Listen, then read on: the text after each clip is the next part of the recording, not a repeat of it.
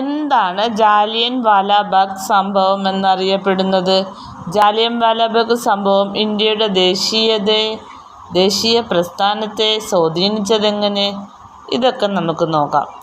പഞ്ചാബിൽ റൗലറ്റ് വിരുദ്ധ സമരത്തിന് നേതൃത്വം നൽകിയ സൈഫുദ്ദീൻ കിച്ലു, സത്യപാൽ എന്നിവരെ അറസ്റ്റ് ചെയ്തതിൽ പ്രതിഷേധിക്കാനായി 1919 ഏപ്രിൽ 13 ജനം പഞ്ചാബിലെ അമൃത്സറിലെ ജാലിയൻ വാലാബാഗ് മൈതാനത്ത് ഒത്തുകൂടി.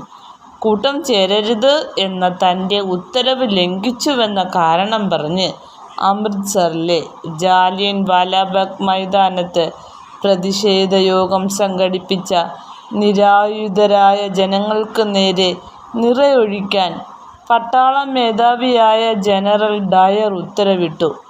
3 വശവും കെട്ടിടങ്ങളാൽ ചുറ്റപ്പെട്ട മൈതാനമായിരുന്നു അത്. 10 മിനിറ്റ് നീണ്ട വെടിവയ്പിൽ 379ഓളം പേർ മരിച്ചുവെന്നാണ് ഔദ്യോഗിക കണക്ക്.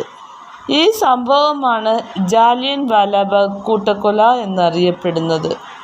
റൗലറ്റ് വിരുദ്ധ പ്രക്ഷോഭത്തോട് സർക്കാർ ശക്തമായ അടിച്ചമർത്തൽ നയമാണ് സ്വീകരിച്ചത്.